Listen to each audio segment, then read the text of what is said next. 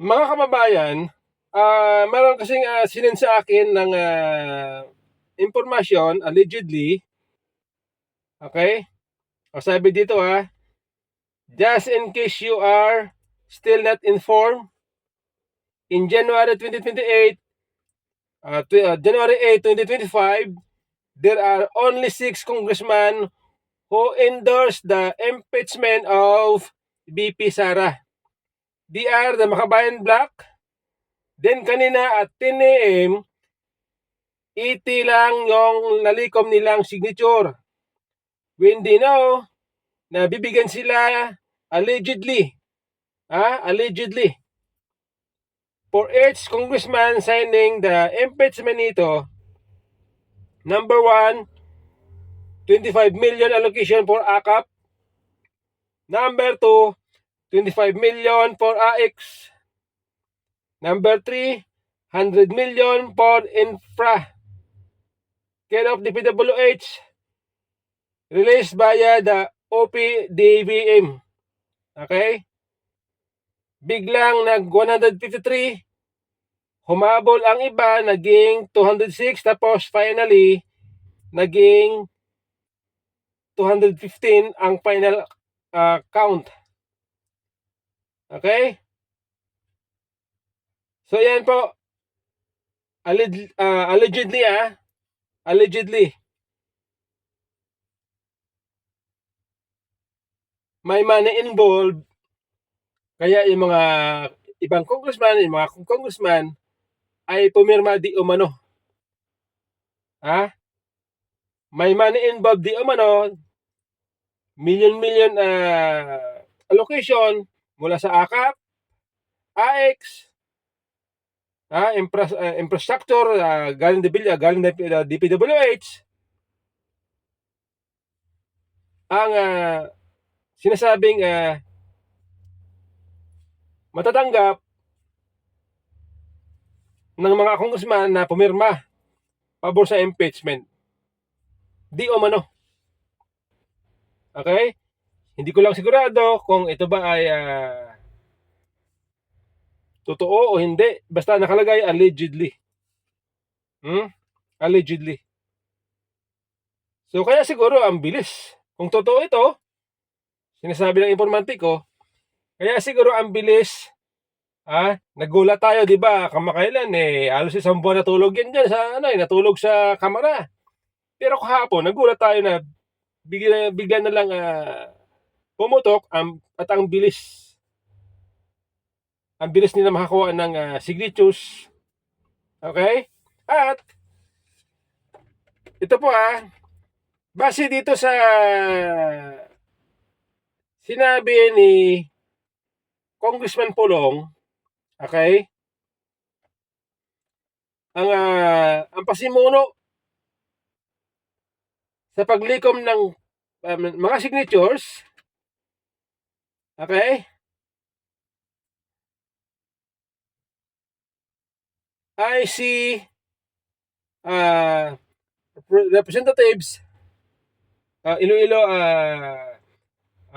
Congresswoman Janet Garin, di umano ang nagpasimuno ng una sa pagkolekta ng mga perma. Okay? Base yan sa sinabi rito ni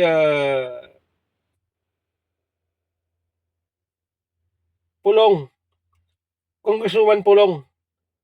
Okay? At dito po sa mga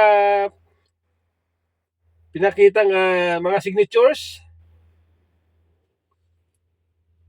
ang nanguna dito ay yung anak mismo ng Pangulo, si Sandro Marcos. Siya po ang nauna dito pumirma. Akalain niyo yan? Akalain nyo, mga kababayan, ito mga Marcos na lubog na sana noon, bagsak na sana noon sa politika, pero dahil sa tulong ng mga Duterte, muling nakabangon, pero ngayon, pinagkaisaan nila para ilaglag ang mga Duterte. Tandaan ninyo mga kababayan, ito mga Marcos, wala na ito eh. Hindi nito mananalo bilang Vice President, bilang Presidente, kung hindi dahil sa tulong ng mga Duterte. Okay? Nung pinalibing ni PRD ang matandang Marcos, katakot-takot na batikos ang inabot ni Tatay Digong mula sa mga dilawan at mula sa mga mahakaliwang grupo. Katakot-takot na alipusta ang inabot ni Tatay Digong. Para lang mailibing ang matandang Marcos. Okay? Matatanda natin nung 2022 election, si BP Sara ay nananahimik sa kanyang lugar doon sa Davao. Ginambala nitong magkapatid na Marcos, Amy Marcos, Bongbong Marcos, kasama itong si Martin Romualdez. Kinombinsi nila, niligawan nila para mapapayag na maging katandem ni Marcos, ni Bongbong Marcos, si BP Sara, para lang manalo sa eleksyon. Okay?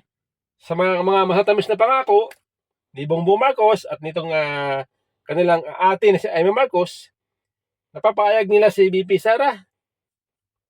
At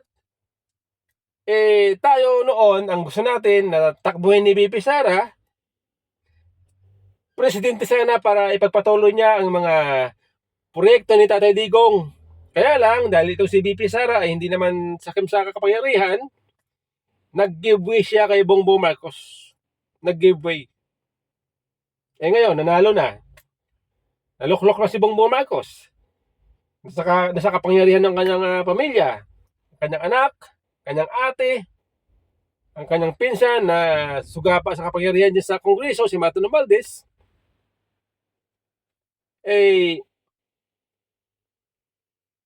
pinagtulungan nila si BP Sara.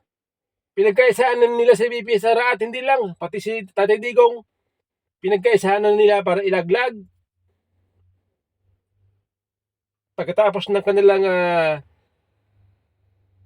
pangangailangan, nakuha nila sa mga Duterte, ngayon ito na. Nakakalungkot mga kababayan na itong mga tao ito ay ginamit lang ang mga Duterte, si BP Sara. Tandaan, ang Diyos ay hindi natutulog. Kung ano ang ginawa mo sa kapwa mo,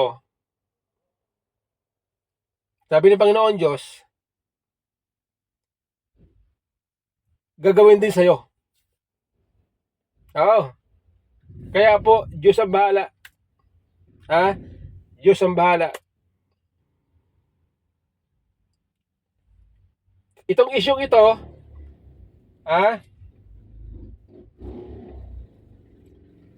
itong pag-impeach kay BP Sara, ay ako ay naniniwala na ito ay diversion.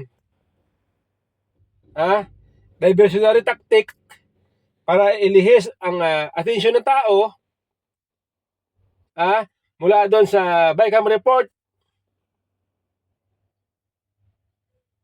Okay?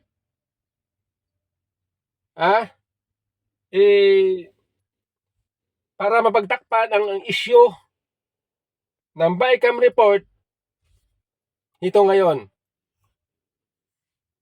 Okay? Kaya, mga kababayan, kung ang mga congressman galit sa 125 million na sinasabi nilang winaldas daw ni BP Sara, mahalaga sa kanila ang 125 million ni BP Sara na sinasabing winaldas daw, pero yung mga billion na nawawala, yung issue sa BICAM report, mga blanco, na sila aming kagawan, hindi mahalaga sa kanila yan. Ganun po sila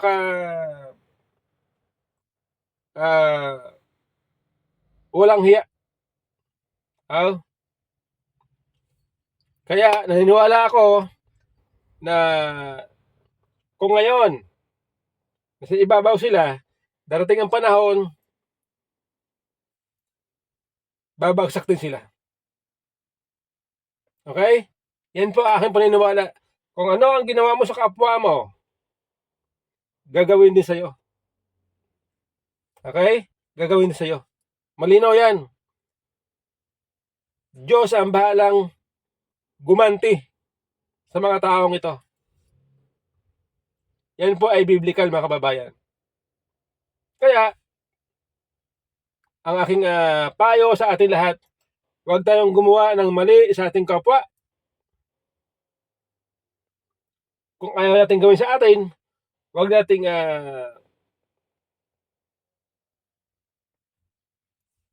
labagin. Huwag tayong gumawa ng masama sa ating kapwa. Lalo pag hindi totoo. Okay? So yan po mga kababayan, maraming salamat.